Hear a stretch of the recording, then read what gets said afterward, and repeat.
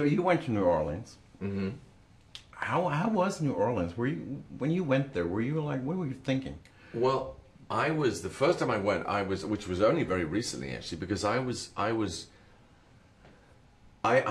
sort of the city has meant such a lot to me for all my life that I worried that it would disappoint, and I thought it's just going to be another city, and it'll be a bank and a shoe shop and another bank and a Starbucks, and it'll just be like every other city. But actually, New Orleans, it was so far beyond my expectations. It was the most magical place, is the most magical place. It's obviously a devastated city and still reeling from Katrina. But there is a spirit and a romance to that city that's unlike anywhere else. That's why I wanted to know. Is there some? Can you feel definitely, the you can smell it. optimism? You can smell it. I think you drive into the city, you think, this is a good smell. This is Cajun. yes, it's I don't know. Maybe it's the cooking, or it's the swamp, or it's I don't know what it is. But there's a definite smell. Yeah, it's great. The record is already out in France. It went to #2, I heard. So I believe. Does that change anything, or does that? I don't know, is that important, or important's probably the wrong word. It's important. It's important because here we are sitting in a very lovely hotel, and a record company have gone to a lot of trouble and put a lot of effort into making this record. And of course, I would love the record company to feel that at least it was worth their while. I don't want anybody to put work in and then get nothing back. But I am happy. Personally, I am content if just a few people hear something that they hadn't heard before, that touches them in a way they hadn't expected, and that makes them explore a kind of music they didn't know existed. If that happens, I'm happy. Of course, the record company have got to pay their bills, because record companies, this is a difficult time to be in the record business, and of course I want them to be able to pay their bills, but I just think if a few people are touched by it and want to explore because of it, that will be a good result. So would you say the blues record, is more something of a legacy than, let's say, house? That's difficult. Maybe it is. Maybe it's. I think it might be.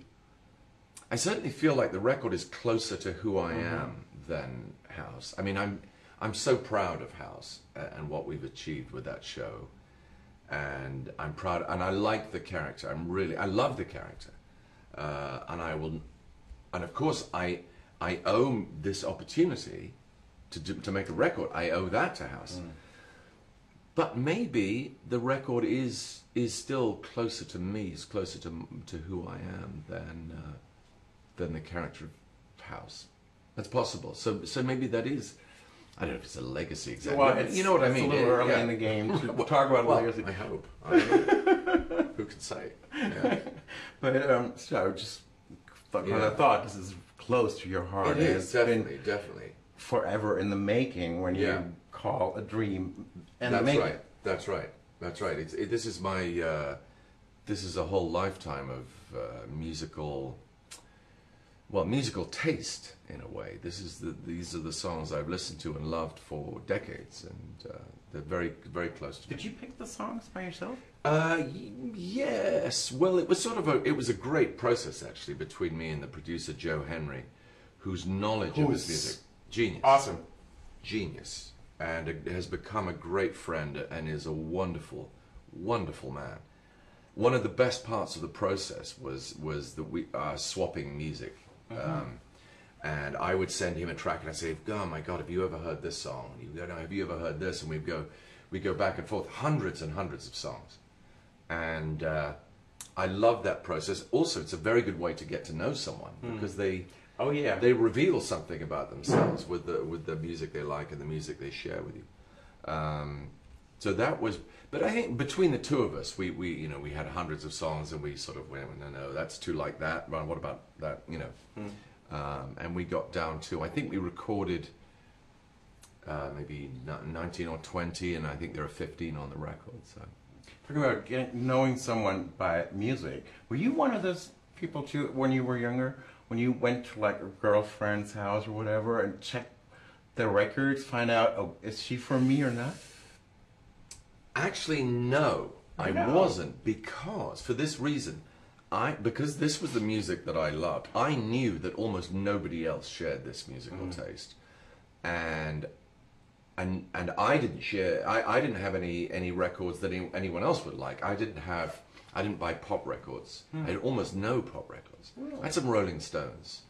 That's not really pop music. It's not pop music. It's blues music, really. And I didn't really have any of the records that other people would look at and go, oh yeah. So I felt, in musical terms, I felt like slightly separate. You know, I wasn't. I sort of felt like I wasn't speaking the same language a little bit. And it's very American kind of music. It is. And you totally grew up in London. In England. I did, but the strange thing is, there's developed quite a long tradition of British players who absorbed this American music at a time when American audiences turned away from blues music.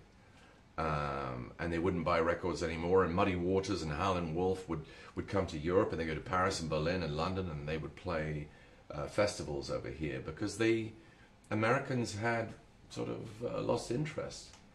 And so that started a process of bringing this music back, English versions of this music or European versions of this music back to America, which is it's a strange cycle, but I feel like there's a long tradition of that. I mean, it's true, I am from a very distant place, but I'm not the first one to have made that journey, you know. Okay.